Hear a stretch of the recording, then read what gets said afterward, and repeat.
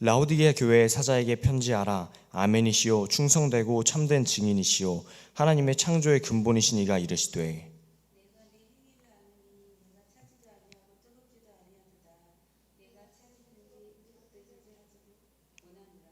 내가 이같이 미지근하여 뜨겁지도 아니하고 차지도 아니하니 내 입에서 너를 토하여 버리리라.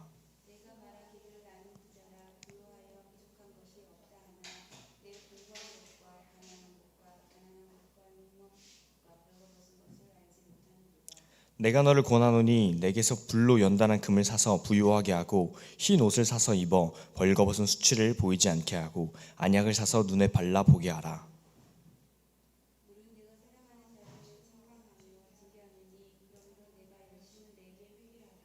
볼지어다 내가 문 밖에 서서 두드리노니 누구든지 내 음성을 듣고 문을 열면 내가 그에게로 들어가 그와 더불어 먹고 그는 나와 더불어 먹으리라.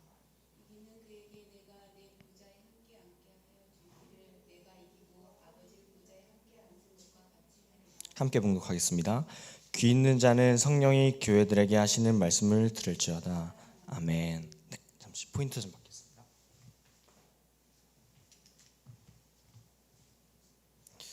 네, 오늘 본문 말씀은 요한계시록에 나와 있는 요한계시록에서는 이제 2장과 3장 내용을 보면 소아시아 7교회를 향한 편지가 이렇게 나와 있습니다.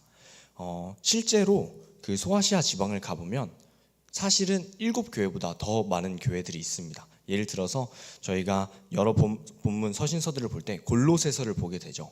그 골로새 교회 같은 경우도 사실 이 라오디게아에서 걸어서 몇 시간이면 갈 수 있을 정도로 굉장히 가까운 곳에 위치해 있습니다.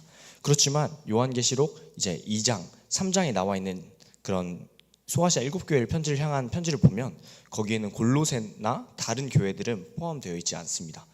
결국에 그 7교회를 향해서 편지를 썼다는 것은 그 숫자 7에 굉장한 의미가 있다는 것을 알 수 있을 것 같습니다. 결국에 7은 성경에서는 완전수를 의미하죠. 결국 이 소아시아 7교회를 향한 편지는 그리고 결국 그 7교회만을 향해서 편지를 쓴 이유 그리고 그 목적은 단순히 그냥 그 7교회에게만 편지를 쓰겠다는 것이 아니라 전 세계에 있는 모든 교회를 향한 하나님의 말씀이라는 것을 우리는 알 수가 있습니다. 그렇기에 이 소아시아 7교회 편지를 보면서 더욱이 오늘 이 라오디게아를 향한 이 편지의 모습을 보면서 우리는 교회로서 어떠한 마음을 가져야 할지를 돌이켜보는 이 시간이 되었으면 좋겠습니다. 더욱이 오늘 이 라오디게아를 향한 이 편지에 해당되는 말씀 같은 경우는 15절, 16절 말씀 같은 경우는 굉장히 많이 본 것 같은 그런 말씀, 또 20절 말씀도 전도지에서 정말 많이 보게 되는 그런 말씀이죠. 그래서 이 말씀들을 잘 연관시켜 보면서 이 시간 우리의 모습을 점검해 보는 시간이 되도록 하겠습니다. 본문 말씀을 보기 전에 이 라오디게아라고 하는 이 도시에 대해서 간단하게 설명을 하려고 하는데요. 이 화면을 보시면 이 사진이 라오디게아 도시에서의 사진입니다. 제가 지난 1월 달에 직접 가서 찍고 온 이제 사진인데요. 이 라오디게아라는 도시 같은 경우는 금이 굉장히 잘 나는 곳이었습니다. 금이 굉장히 잘 나는 곳이었고 의류 산업도 굉장히 발달된 곳이었으면서 또한 안약 산업 또한 이제 발달해서 굉장히 다른 도시들에 비해서 부유하고 잘 사는 도시였다는 것을 우리가 알 수 있었습니다. 그래서 17절하고 18절 말씀 보면 뭐 금, 흰 옷, 안약 얘기가 괜히 나오는 것이 아니라 이 라오디게아의 특산물들을 잘 얘기를 한 거죠. 예를 들어서 뭐 춘천에 대한 편지를 쓸 때 뭐 닭갈비 얘기를 하는 것처럼 뭐 수원에다가 왕갈비 하는 것처럼 그런 것들에 대해서 얘기를 하는 거라고 보실 수가 있습니다.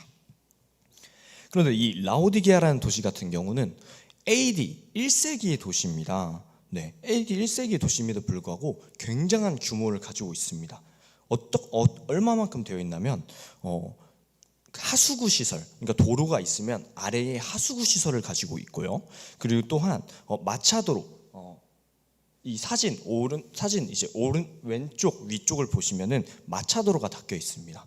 네, 이 마차도로 같은 경우는 우리나라처럼 이렇게 우측 통행으로 한쪽으로는 저쪽으로 가고 한쪽으로는 반대 방향으로 올 수 있게끔 이렇게 되어 있고, 그리고 이 반대편에는 상점들이 쭉 질비해 있습니다. 네. 지금 같은 경우는 지진 때문에 많은 것들이 무너져서 좀 터로 남아 있어서 조금은 위에 지붕이나 이런 것도 없긴 하지만 그 당시 때는 굉장히 화려했다라는 것을 우리가 알 수 있습니다. 그런데 한번 생각을 해봤으면 좋겠습니다. AD 1세기 도시임에도 불구하고 하수구 시설, 마차도로, 도서관이 있었는데요. 여러분들 혹시 광개토 대왕이라고 혹시 아시나요?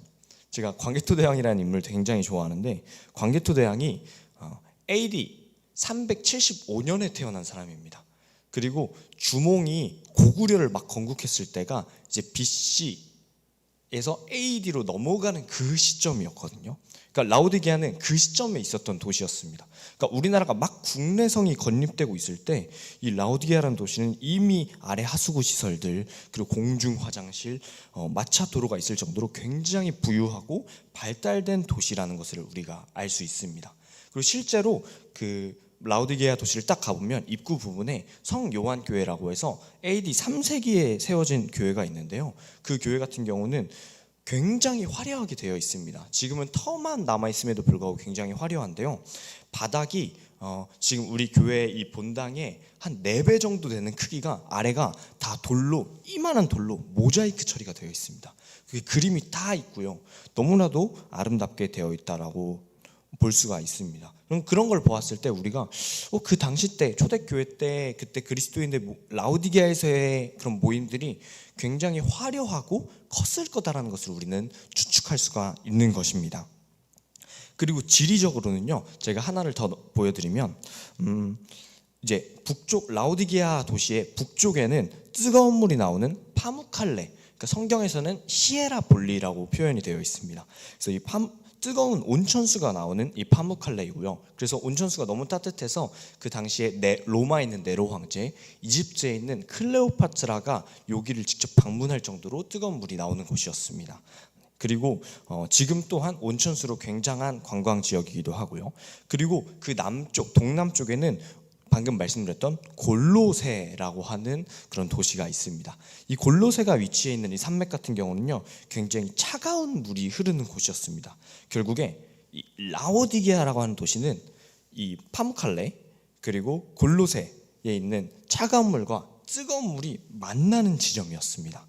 그래서 많이들 이 본문을 해석할 때 차든지 뜨겁든지 하기를 원한다라는 말씀을 이러한 라오디게아의 특성을 생각해서 파무칼레의 뜨거운 물과 골로새의 차가운 물이 만나는 지점이어서 그거와 연관지어서 많이 해석을 하긴 합니다. 그런데 오늘은 좀 다른 방법으로 해석을 해보려고 합니다. 왜냐하면 사실 그러한 해석 방법은 뭔가 조금 이상한 부분이 있습니다. 2가지 이유가 있는데요. 하나는 첫 번째, 뜨겁든지 차든지 해라 했을 때 제가 여러분들에게 이렇게 말씀을 한다고 해봅시다. 여러분들 뜨거운 신앙을 가지십시오, 뜨거운 믿음을 가지십시오 하면 많은 분들이 아멘 하실 겁니다. 그런데 제가 이렇게 얘기를 해본다고 해봅시다. 여러분들 차가운 신앙이 되십시오, 차가운 믿음을 가지십시오 라고 얘기를 한다면 뭔가는 조금 한 느낌이 들 수도 있을 것 같습니다. 또한 2번째 이유는 그 파무칼레에 나오는 그 뜨거운 물, 온천수 같은 경우는요, 사실 굉장히 몸에 좋지 않은 그런 수질을 가지고 있었습니다. 심지어는 이 파무칼레를 실제로 가보면 하데스 신전이 있습니다. 왜냐하면 그 온천수에 있는 유황 물질 때문에 사람들이 너무 많이 죽어서 이 사람들이 죽지 않았으면 좋겠다라는 마음에 하데스 신전이 있을 정도입니다. 그런 뜨거운 물을 가지고 있는 그 뜨거운 물이 흘러나오는데 그런 물 가지고 뜨거운 신앙이 되어라 라고, 뜨거운 물처럼 뜨거운 신앙을 가져라라고 말하기에는 어느 정도 좀 이성적으로 받아들이기에는 어려운 부분이 있던 것 같습니다. 그래서 저는 그 당시의 문화로서 이 말씀을 한번 접근을 해보려고 합니다. 오늘 본문은 유대인의 시 구조로 이루어져 있습니다. 유대인의 시 구조는요, 이렇게 줄당 A, B, C 그리고 C, B, A 구조를 가지고 있습니다. 정말 제가 혹시나 해서 지금 제가 대학생 선교단체에서 사역을 하고 있기 때문에 뭐 국문학과 이런 문학 전공하는 친구들한테도 혹시나 검토를 받았는데 맞다고 합니다. 네. ABC, CBA, 예전에 학창시절에 시조 수미상관 구조라고 하는데 그런 구조와 굉장히 유사하다고 볼 수가 있을 것 같습니다. 그렇다면 우리가 주되게 많이 보는 이 첫 번째 B 같은 경우는 2번째 B와 굉장히 연결되어 있다는 것을 우리가 알 수 있습니다. 그렇다면 이 B에 해당되는 15절과 16절 그리고 20절 말씀을 한번 다 같이 읽어보도록 하겠습니다. 15절, 16절, 그리고 20절 말씀을 그대로 이어서 다 같이 읽어보도록 하겠습니다. 시작. 내가 내 행위를 나누니 내가 차지도 아니하고 뜨겁지도 아니하도다. 내가 차든지 뜨겁든지 하기를 원하노라. 내가 이같이 미지근하여 뜨겁지도 아니하고 차지도 아니하니 내 입에서 너를 토하여 버리리라. 볼지어다 내가 문 밖에 서서 두드리노니 누구든지 내 음성을 듣고 문을 열면 내가 그에게로 들어가 그와 더불어 먹고 그는 나와 더불어 먹으리라. 아멘. 보통 이 20절 말씀 같은 경우는 우리가 예수님을 영접하는 구절로 많이 쓰입니다. 하지만 이 말씀은 단순히 그것만을 의미하는 말씀이 아닙니다. 더불어 먹으리라에 저는 조금 더 초점을 맞춰보고 싶습니다.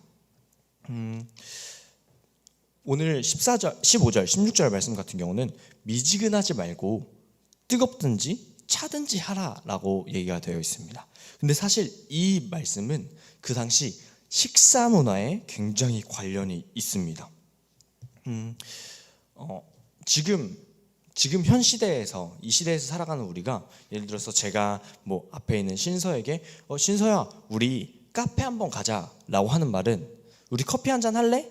차 한잔 할래? 라고 하는 말은 단순히 우리 커피를 즐기자, 차를 즐기자라는 말에 끝나지 않습니다. 사실 이 말은 우리가 함께 교제하는 시간을 나누자, 대화하는 시간을 나누자라는 그런 것을 내포하고 있습니다. 그런데 이 당시 식사 문화가 그러했습니다. 이 당시에 우리가 먹는다, 식사를 한다라고 하는 것은 사실 교제와 굉장히 관련이 있습니다. 그런데 이 당시 식사 문화 중에 특이한 문화 중에 하나는 이 당시에는 이 기온차, 일교차가 굉장히 컸습니다. 그래서 낮에는 굉장히 뜨겁고 밤에는 굉장히 추웠죠. 뿐만이 아니라 여름에는 굉장히 뜨겁고 겨울에는 굉장히 추운 그런 문화를 보였습니다. 물론 제가 생각했을 때 우리나라 연교차에 비해서는 좀 덜한 것 같은데 그래도 우리나라는 그나마 뭐 냉방기, 난방기가 있으니까요. 근데 어찌됐든 그곳 같은 경우도 그렇게 굉장히 여름과 겨울의 그 기온차가 굉장히 컸었습니다. 그래서 그 날씨에 따라서 우리는 이제 밥을 먹는다 그러면 보통 밥, 메인 반찬, 국을 먹지만 그 당시에는 우리가 성찬하는 것처럼 빵과 포도주를 마셨었습니다. 빵과 포도주를 마셔 나가는데 우리가 그 당시 때 굉장히 뜨거운 날씨다, 여름이다 라고 하면 차가운 포도주를 내와야 했습니다. 그리고 반대로 굉장히 추운 겨울이다 아니면 추운 날씨다라고 한다면 뜨거운 포도주를 가지고 왔어야 됐습니다. 그런데 만약에 어떠한 이 음식을 차리는 사람이 미지근한 포도주를 준비해 왔다? 이것은 그 교제에 굉장히 신경을 쓰지 않는다라는 것을 이미 했었습니다. 그렇다면 그런 미지근한 포도주를 가져오면 우리가 어떨까요? 생각을 한번 해봅시다. 굉장히 우리가 뜨거운 여름이었습니다. 뜨거운 이제 여름이 서서히 다가오고 있는데 그때 어떤 분이 콜라를 이렇게 전해왔습니다. 콜라를 전해왔는데 이 콜라가 굉장히 미지근하다고 생각을 해보십시오. 이 탄산도 다 빠져 있고 여러분들은 어떠실 것 같아요? 별로 마시기엔 먹다가 그만두거나 심지어는 먹다가 뱉을 수도 있을 것 같습니다. 너무 맛이 없어서. 또한 이제 한참 겨울에 뜨겁게 이제 라면을 끓여 먹으려고 라면을 끓였습니다. 그래서 라면 국물 탁 들이키는데 라면 국물이 완전 미지근한 겁니다. 이 냉랭하고 이 미지근한 라면 국물 여러분들은 정말 기쁘게 마시겠습니까? 뭔가 좀 이거 좀 별론데? 라고 생각이 되겠죠. 뭐 예를 들어서 식당 주인이 그러한 콜라, 그러한 라면을 줬다고 생각을 해보십시오. 바로 환불을 할 겁니다. 이 식사 준비에 전혀 신경을 쓰지 않았다라고 우리는 해석을 할 겁니다. 그리고 나서 우리는 그걸 먹고 진짜 토하고 싶어, 내뱉어 버리고 싶어 라고 표현을 할 겁니다. 예수님도 이 미지근한 포도주에 대해서 얘기를 하시는 겁니다. 이 교제에 전혀 신경을 쓰지 않고 미지근한 포도주를 들이미는 이러한 이 성도들에게 모습에 대해서 나는 너희를 토해버리겠다라고 말씀을 하시는 겁니다. 라오디게아는 아까 말씀드렸던 것처럼 굉장히 부유하고 큰 도시였습니다. 그렇기에 이 당시의 그리스도인들의 모임 예배는 아마 매우 컸을 것이다 라고 우리는 추측해 볼 수가 있습니다. 어떻게 보면 지금 현 시대로 따지면 굉장한 대형 교회, 초대형 교회의 모습을 보일 수도 있다라고 생각을 할 수 있을 것 같습니다. 하지만 하나님께서는 그것을 보시지 않으셨습니다.